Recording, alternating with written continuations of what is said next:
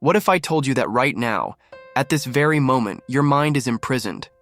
Not by external forces, not by other people, but by your own unconscious limitations. Carl Jung, one of the most profound psychologists in history, discovered that most people live their entire lives in a mental prison of their own making, never realizing the bars that confine them are entirely self-created.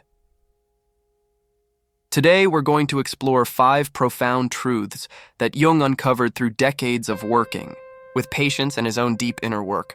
These aren't comfortable truths. They're the keys to the prison door that most people are too afraid to use.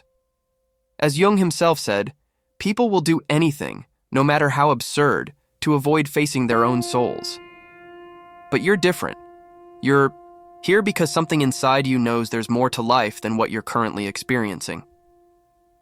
So let's begin this journey together, as we explore the 5 Jungian truths that, once confronted, will set your mind free.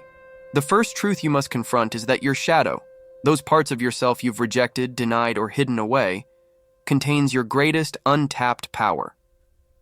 Jung defined the shadow as the thing a person has no wish to be. It's everything about yourself that you've pushed into the darkness because society, your parents, or your own ego deemed it unacceptable. Your anger, your selfishness, your desire, your ambition, all the negative qualities you've tried to suppress. But here's what Jung discovered that will transform your understanding. The shadow isn't just darkness, it contains gold. Jung called this the golden shadow, the positive qualities and potential that get buried alongside the negative. Consider this. A man who represses his anger often represses his courage along with it. A woman who denies her ambition often denies her power too. The very qualities you need to fulfill your potential are often locked away in your shadow. Jung wrote, "One does not become enlightened by imagining figures of light, but by making the darkness conscious." This means that the path to freedom begins not with pursuing more positivity, but by having the courage to look at what you've been avoiding. Let me give you a practical example. Many of my clients who struggle with setting boundaries or standing up for themselves discover that they've repressed their healthy aggression. They've been taught that anger is bad, so they've locked it away. But in doing so, they've also locked away their ability to protect themselves and pursue their goals with intensity. The prison door begins to open when you ask yourself, what parts of myself have I rejected? What emotions am I afraid to feel? What qualities do I criticize in others that might actually be disowned parts of myself? Until you confront your shadow, you'll remain only half a person, operating at a fraction of your true power. The second truth you must confront is that the you that you present to the world, what Jung called the persona, is not your true self. The word persona comes from the Latin word for mask, specifically the masks worn by actors in ancient Greek theater. Jung used this term deliberately. Your persona is the character you play in the social world. It's how you've learned to present yourself to gain approval and avoid rejection. There's nothing inherently wrong with having a persona. We all need one to function in society. The problem arises when you mistake the mask for your face. When you forget you're playing a role and begin to believe that's all you are. Jung observed that many people become so identified with their social roles, the professional, the parent, the helper, the strong one, the smart one, that they lose touch with their deeper, more complex inner reality. Here's a revealing question. If all your achievements, titles, and social roles were suddenly taken away, would you still know who you are? Many people experience a profound identity crisis when they retire, lose a job, or experience an empty nest when children leave home. This happens because they've confused their persona with their true self. The prison door opens wider when you begin to distinguish between who you truly are and the roles you play. When you can say, I have a professional role, but that's not all I am. I have a parent role, but that's not all I am. Jung wrote, the privilege of a lifetime is to become who you truly are. But this privilege comes with the responsibility of confronting a difficult truth. Much of what you think of as you is actually a social construction designed to win approval from others.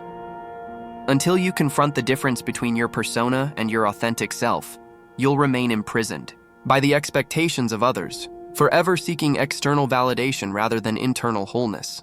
The third truth you must confront is that your conscious mind is not in charge. Your unconscious is directing much of your life. Jung, building on Freud's work, discovered that the unconscious mind is far more powerful and pervasive than most people realize. He wrote, "Until you make the unconscious conscious, it will direct your life and you will call it fate." Think about it. Have you ever found yourself repeating the same relationship patterns despite your best intentions? Have you made decisions that, in retrospect, seem completely irrational?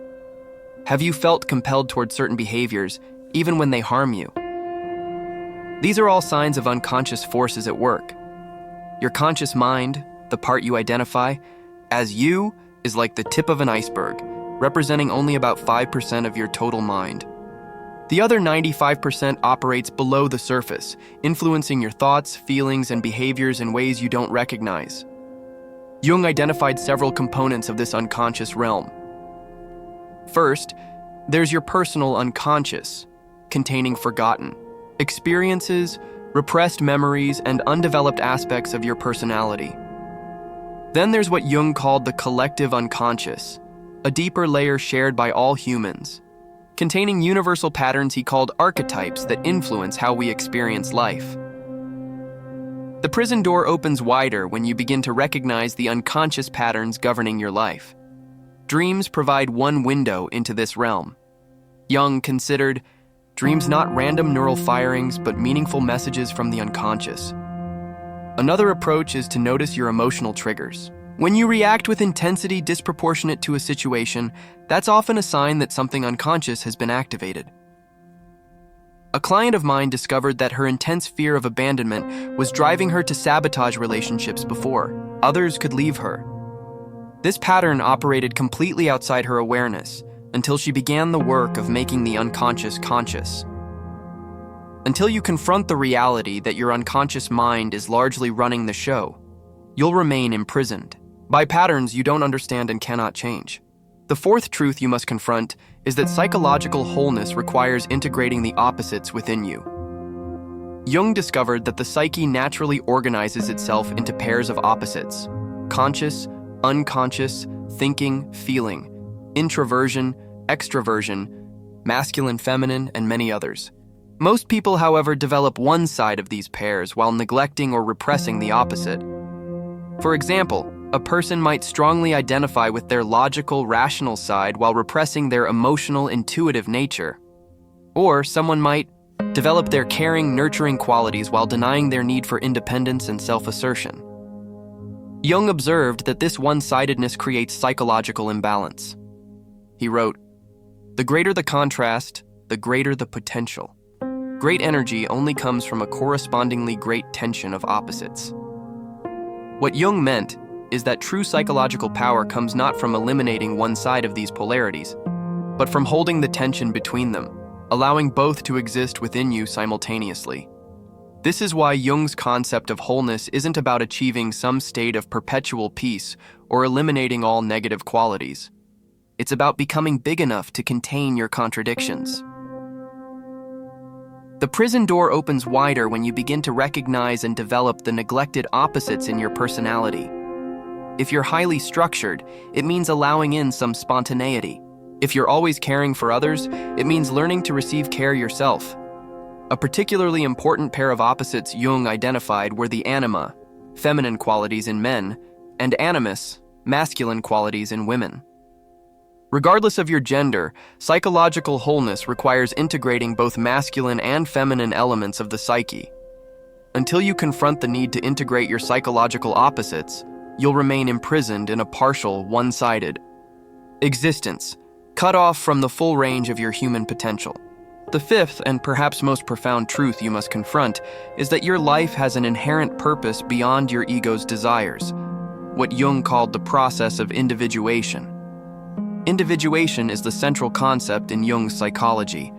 It refers to the innate drive of the psyche toward wholeness, integration, and the fulfillment of your unique potential. Jung believed this wasn't just a personal growth goal, but the very purpose of human existence. He wrote, "The privilege of a lifetime is to become who you truly are." But this becoming isn't about achieving conventional success or even happiness, as typically defined. It's about fulfilling the unique pattern that only your life can express. Jung observed that the psyche has its own agenda for your development, which often conflicts with your ego's plans. This is why life's greatest disruptions, failures, illnesses, losses, often precede the most significant growth. The midlife crisis, for instance, Jung saw not as a pathology, but as the psyche's attempt to redirect a person toward greater authenticity and meaning in the second half of life. The prison door opens completely when you begin to align with this deeper purpose. This doesn't mean abandoning all practical concerns, but rather infusing them with meaning that transcends ego gratification. Signs that you're aligning with your individuation process include synchronicities, meaningful coincidences, dreams that feel significant, and a sense of being on path despite external challenges. A client once told me that after decades of pursuing career success, he had a dream of an oak tree growing from his chest. This powerful image helped him recognize that his true purpose was not achievement, but growth and providing shelter for others, a realization that transformed his life priorities. Until you confront the reality that your life has a purpose. Beyond ego gratification, you'll remain imprisoned in a shallow existence, chasing external markers of success while missing the deeper meaning your soul longs to express. We've now explored the 5 Jungian truths that, once confronted, will set your mind free. Your shadow contains your greatest power. Your persona is not your true self. Your unconscious is directing your life. Your psychological opposites need integration. Your life has an inherent purpose beyond ego desires. Confronting these truths isn't comfortable. It requires courage, honesty, and a willingness to question everything you thought you knew about yourself. As Jung said, there is no coming to consciousness without pain, but the alternative is to remain imprisoned, to live what Thoreau called a life of quiet desperation, never knowing the freedom and wholeness that awaits beyond the self-created bars of your mental prison. The journey of confronting these truths is what Jung called the hero's journey, the archetypal path of transformation that appears in myths and stories across all cultures.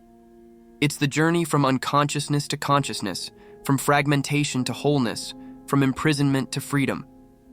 This journey isn't a weekend workshop or a quick fix. It's the work of a lifetime, but it begins with a single step, the decision to look inward with honesty and courage. So I invite you now to take that step. Choose one of these 5 truths that resonates most strongly, or perhaps disturbs you most deeply, and begin there. Journal about it. Reflect on how it manifests in your life. Notice the resistance that arises when you consider it. In our next video, we'll explore practical methods for working with these truths in daily life. Until then, remember Jung's words. Who looks outside, dreams. Who looks inside, awakes. Thank you for joining me on this exploration. If you found value in these insights, please subscribe to the channel and share this video with someone who might benefit from it. Until next time, may you find the courage to confront the truths that will set your mind free